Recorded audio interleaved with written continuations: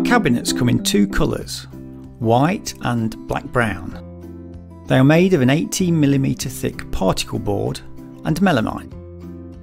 To ensure strength and rigidity, the cabinets have a dowel and cam construction. By following the assembly instructions that come with the cabinet, anyone can easily assemble the cabinets with simple tools. If you use an electric screwdriver or a drill, make sure you adjust it to the right level to avoid breaking the melamine. Each cabinet serves a purpose in the kitchen. This particular base cabinet is made to keep an oven, sink or a hob, and hence comes with a special rail in the front and a ventilation grid in the back. Make sure to read the assembly instructions carefully to get it right.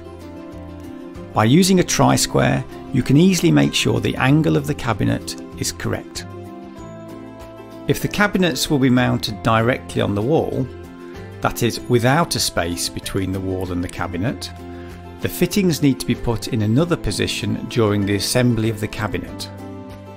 A cabinet for a built-in extractor should be mounted without the bottom piece. Use the bottom piece to make the cabinet rigid enough to assemble. The 20 width base cabinet needs special attention if it will house a pull-out inside solution. We highly recommend installation of the pull-out at the same time as the assembly of the cabinet.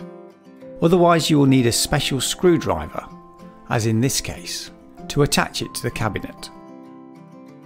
Also, for the same reason, if the cabinet is placed as an outer piece in the kitchen with a cover panel attached to it, the cover panel needs to be fixed during the assembly of the cabinet.